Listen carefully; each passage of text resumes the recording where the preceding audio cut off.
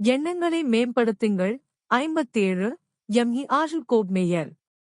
அத்தியாயம் 57. உங்கள் ஏதுமற்ற கணினியை பயன்படுத்துங்கள். மிகவும் மதிப்புமிக்க ஒரு கணினி இப்போதுதான் கண்டறியப்பட்டுள்ளது.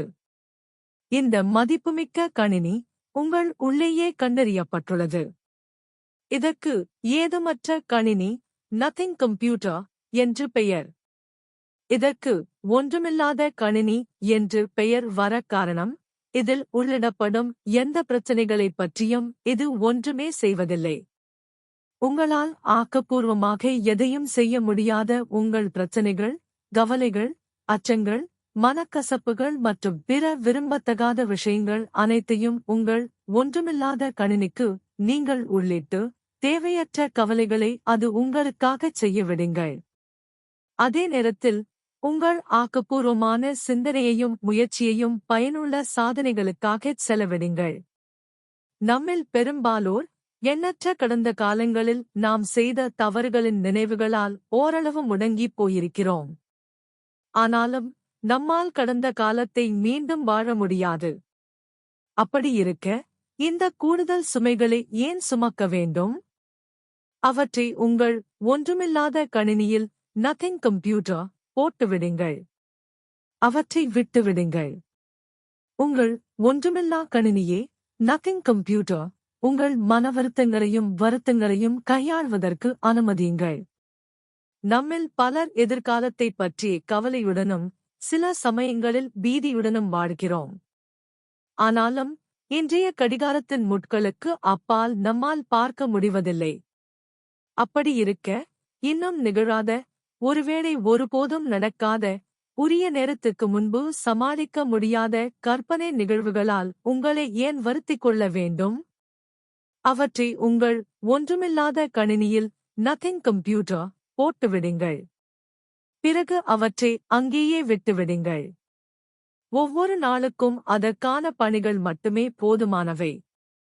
கடந்த காலத்தின் வருத்தங்களையும் எதிர்காலத்தைப் பற்றிய கவலைகளையும் கூடுதலாகச் சுமக்காமல் இருந்தாலே இன்றைய பணிகளை சமாளிப்பதில் நமக்கு போதுமான சிரமங்கள் இருக்கின்றன.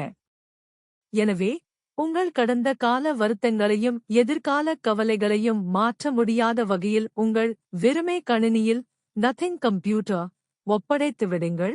அதன் பிறகு அவை உங்களை தொந்தரவு செய்ய திரும்பவே வராது. ஏனெனில் உங்கள் வெறுமை கணினி அவற்றை உள்ளேயே பூட்டி வைத்துக்கொண்டு அவற்றின் மீது மிக தீவிரமாக எதுவும் செய்யாத பணியை மேற்கொள்வதன் மூலம் அவற்றை சமாளித்துவிடும். உங்களைச் சீர்குலைக்கக்கூடிய, எரிச்சலூட்டக்கூடிய, கவலையூட்டக்கூடிய அல்லது சுமையாக்கக்கூடிய, ஆனால் எதைப் பற்றி நீங்கள் எதையும் செய்ய இயலாத, செய்யக்கூடாத அல்லது செய்ய விரும்பாத எத்தகைய விஷயத்தையும் அந்தத் தொல்லையிலிருந்து நீங்கள் முழுமையாக விடப்பட்டுவிட்டீர்கள் என்ற நிம்மதி உணர்வுடன் உங்கள் சூனிய கணினியிடம் நத்திங் கம்ப்யூட்டர் ஒப்படைத்துவிட வேண்டும். நினைவில் கொள்ளுங்கள், தொல்லைகள் தானாகவே மறைந்துவிடாது. அவற்றை அகற்றுவதற்கு நீங்கள் ஏதேனும் ஒன்றைச் செய்தாக வேண்டும். அவற்றை அகற்றுவதற்கான உறுதியான வழி, அவற்றை உங்கள் ஒன்றுமில்லா கணினிக்கு நத்திங் கம்ப்யூட்டர் ஒதுக்குவதே ஆகும். சில உதாரணங்கள்: எனக்கு பிடிக்காத மனிதர் ஒருவரைக் கூட நான் சந்தித்ததே இல்லை என்று கூறிய வில் ரோஜர்ஸை போலன்றி, நியாயமான காரணங்களுக்காகவே எனக்கு பிடிக்காத சில மனிதர்களை நான் சந்தித்திருக்கிறேன்.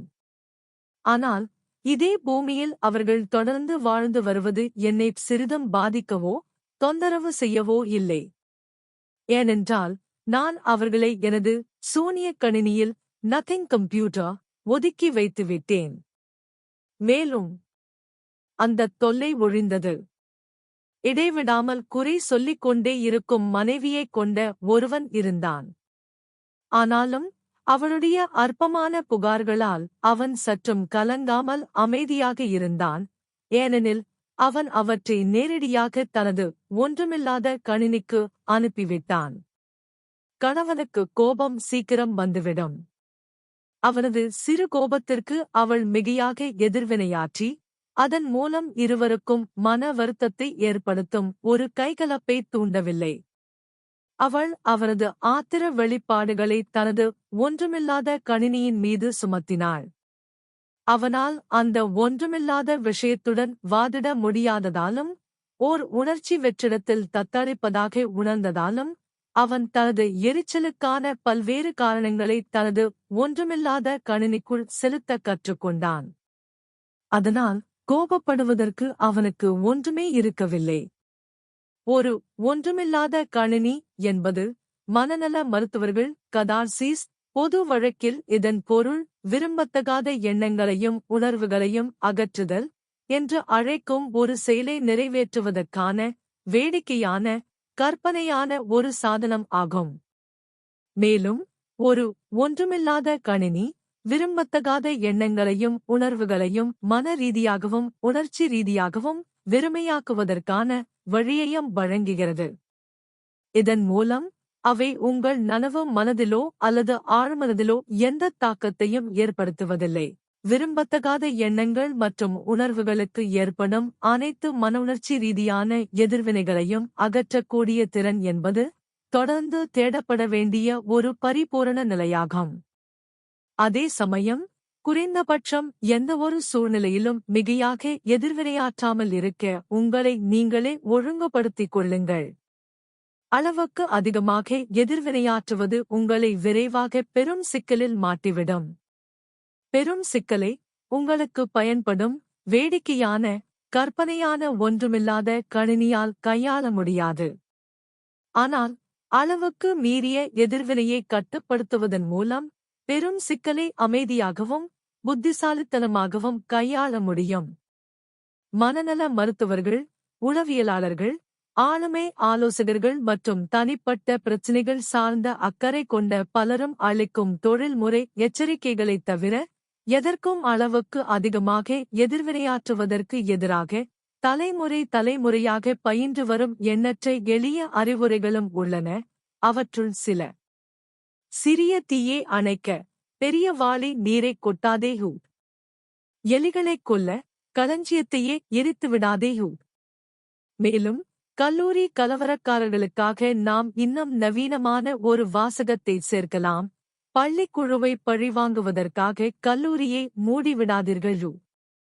கோபத்தில் நீங்கள் காட்டும் அதீத எதிர்வினை நீங்கள் நிச்சயம் உருவாக்கப் போகும் எதிரியை விட உங்களையே உணர்ச்சி ரீதியாக அதிகமாக பாதிக்கும்.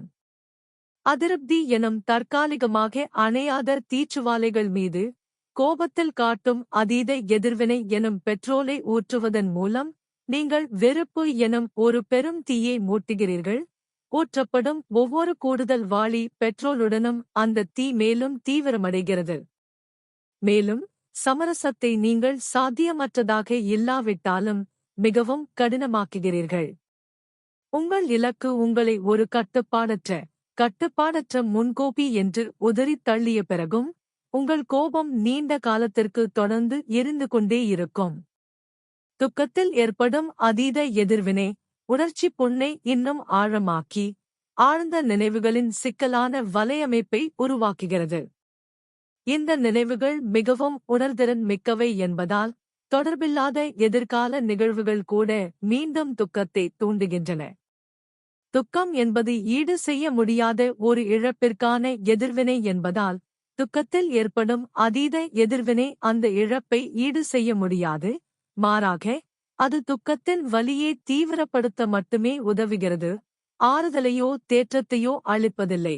மகிழ்ச்சியில் ஏற்படும் அதீத எதிர்வினை என்பது கோபம் மற்றும் துக்கத்தில் ஏற்படும் அதீத எதிர்வினைகளின் எதிர்மறை தாக்கம் மற்றும் தீங்கு விளைவிக்கும் விளைவுகளுக்கு மாறாக நேர்மறையானவற்றை ஆக்கப்பூர்வமாக எடுத்துக்காட்டும் ஒரு வகையான பேரானந்த அனுபவமாக தோன்றுகிறது.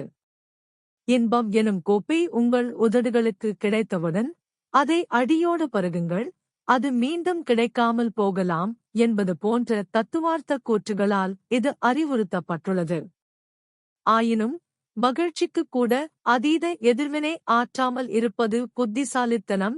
ஏனெனில் லாங்ஃபெலோ கூறியது போல, இன்பமும் அல்ல துக்கமும் அல்ல, நமது விதிக்கப்பட்ட முடிவோ வழியோ ஆகும் யூட். எனவே கிப்ளிங் அறிவுறுத்தியது போலச் செய்யுங்கள், வெற்றியையும் தோல்வியையும் சந்தித்து அந்த இரண்டு போலிகளையும் ஒரே மாதிரியாக நடத்துங்கள். இத்தகைய நடுநிலைமையின் மூலமாக மட்டுமே மனநல மருத்துவர் டாக்டர் கால் மென்னிங்கரின் உயர் சமநிலை என்ற தேவையை உங்களால் பேண முடியும்.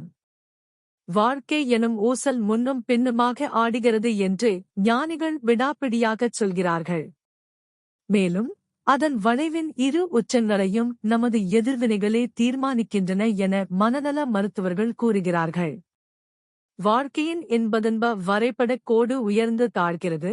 ஆனால் அதன் இயக்கத்தின் திசைக்கு நாம் காட்டும் எதிர்வினையின் அல்லது அதீத எதிர்வினையின் அளவை பொறுத்து அதன் உச்சங்களையும் பள்ளங்களையும் நம்மால் கட்டுப்படுத்த முடியும்.